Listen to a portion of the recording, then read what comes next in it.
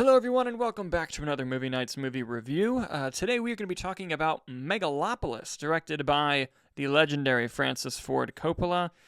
Nicholas, I don't think it brings either of us any joy to say that none of us particularly liked this movie. Megalopolis, am I right? Oh, Jesus. Has anyone done that yet? I'm sure they have. I'm sure they have. And Oh, it's if all they over. yeah, and it's going to be even more prevalent when the box office results come in. But listen, guys, it's really disappointing because Nick and I were really excited for the movie. We actually had a critic screening for another film when we got the one for Megalopolis. Immediately canceled the other film, went to Megalopolis, and I'm just baffled by the movie itself. I mean, look, it explores really interesting ideas. It brings up those ideas, it presents them, and then it just does nothing with them and has no cohesive narrative structure throughout the entire film. And when it is abstract, which the whole movie kind of is, but when it's visibly, purposely abstract and not just abstract due to lack of cohesion, when it's trying to do it, it does it really well. There's some very interesting shots, some interesting imagery that's thought provoking. That's where the good parts of this movie die, on this hill, unfortunately. I mean, yes, the actors are trying everything they can. You can tell they're doing exactly what Francis Ford Coppola told them to do. It For just, better or worse. yeah, and it just didn't improve the entire runtime. It was a slogging 2 hours and 18 minutes. Like, I was so disappointed by the movie. It's not good. It's not a good film. No, I think that it's a very maximalist film in nature. It's very Mm. grand, and I think that the weight of that crumbles the narrative structure of the movie because the movie is presenting a lot of big ideas, and I don't think that it takes the time to fully flesh out each individual idea, and the result is just sort of this scattershot, like cocaine fused whiteboard of like, look at these strings, we're gonna do this now. Mm. And he's been trying to make this movie since the 80s, right? No studio wanted to touch it. Might be a rare case where studio interference may have been good. He sold his wine company, self-funded. And the thing is, I was thinking about this. Do you think that if this movie got made the exact same way as it did now in the 80s, I think it'd be hailed as a masterpiece. I It don't would think be so. like groundbreaking. You don't think so? I think it would be. I think No. it would be like up there just for what it was trying to do at that time. No. Well, might have become like a cult classic, but like That's what this I. has That's what I meant. Yeah. okay, yeah, because this has very much so like Star Wars prequel vibes to me. And the Star Wars prequel vibes explored the themes better than this movie did, and this is coming from someone who is a massive Star Wars fan and is kind of let down upon subsequent Mhm. rewatches of those movies, despite some of the great storytelling they have. And when I watched it though, I was like, oh, I now understand that Coppola, Lucas, and all them were buddies because it's like this. It's very similar stuff. It's just the rambling musings of an 80-year-old man. Yes. What I will give the movie though is, and Francis Ford Coppola in general is like, I greatly admire that he self-funded the movie. That he was Hmm. like, nope, I need this amount, got the amount, did it. I'm very sad that he's likely going to lose a lot of that money. That doesn't bring me any joy. I wish he would continue to make movies. I hope he makes one more before he's done. And whether it's with the studio or not, I just wish that this gamble had paid off on a product that was a lot more viable and a much better Hmm. film, so that way you can make the case for people doing things like that. Now all this did for the studios, you joke like, oh, this is good for interference. It just made the studios look at themselves and go, see what happens when Hmm. you don't have us. And I think that's just not a good thing going forward, regardless. And the thing is too, like I think that I want to know what was sold to the actors. Was it just the concept to work on this project that's been like touted in Hollywood mystery? Is it the chance to work with a legend in Francis Ford Coppola? Because you look at the likes of like Adam Driver and like Giancarlo Esposito, and you're like, Mm. why are they? I mean, granted, Adam Driver was in '65, so I mean, but you, like you watch this and you're like, what did they read in a script, and did the script not just not translate to the vision that Coppola wanted? I don't know. Yeah. No, Wow, it, Platinum was a choice. That was a character's name. wow, platinum. Oh yeah. And like, It was listen, just yeah. like I'm grateful that we saw the film. I'm grateful that we were in one of the 65 theaters at the time, other than the festival screenings where like a live actor did that interactive part. Like that was interesting and cool.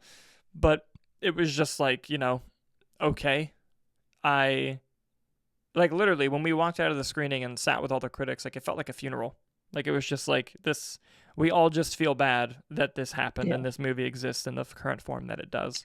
Well, it's just one of those things where it's presenting a lot of these big ideas, and it's not a subtle movie at all in any stretch of the imagination. And it's still like one of those things where it's like, I don't know what he wanted me to take away from this movie that hasn't already been like said. Like, oh yeah, and listen, I get it. America's like Rome. It's ask any historian. You have AI is bad, and you're like, yeah. AI and art's not great. Like, like I don't see what he was providing new to a conversation other than wouldn't it be nice to have a utopia? And like not even the conversation, but just like he would introduce things for purely conceptual reasons without consequence of what they had on the plot and story. Like for example, Adam Driver can I'm going to give a mild spoiler for Megalopolis, okay? So if anyone wants to check out, sorry, mild spoiler. It is in the trailer though, so it's not really that much of a spoiler. Adam Driver can fucking stop time. Yep. And the purpose of that, you realize, is, it's a metaphor on art and artists. But they do nothing in the film to use that ability to their advantage or disadvantage. It's only for the ego of the artist.